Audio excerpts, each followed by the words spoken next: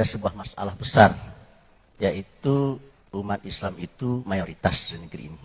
Tetapi meskipun dia mayoritas, dia tidak jadi penentu. Orang lain minoritas, tapi mereka menjadi penentu. Ya.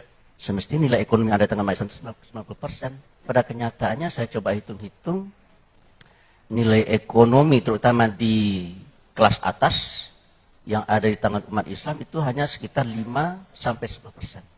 Saudara kita dari agama lain jumlahnya hanya 10%, tapi nilai ekonomi yang ada di tangan mereka adalah 90%. Seperti dikatakan oleh salah seorang guru besar di Amerika, yang akan menjadi penentu di suatu negeri itu bukanlah para politisi dan juga bukan para cendekiawan.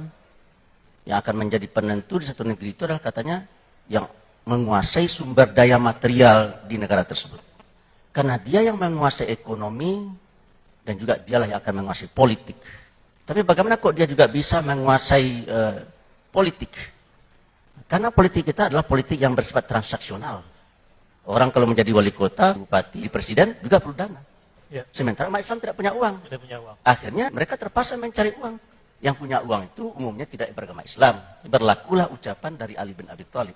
Jika engkau memberi kepada orang yang engkau kehendaki, maka engkau akan bisa memerintah-merintahnya. Ya. Dan kalau engkau meminta-minta kepada orang tertentu, maka engkau akan menjadi tawanannya.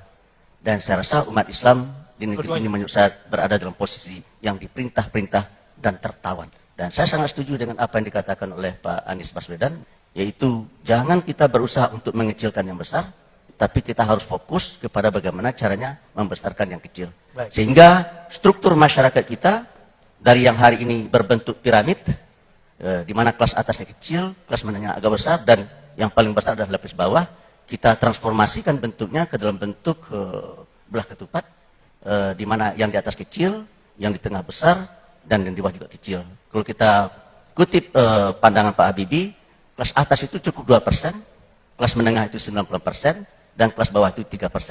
Dan saya rasa kalau ini bisa terwujud, inilah yang disebut dengan baldatun thayyibatun wa rabbun ghafur. Luar biasa.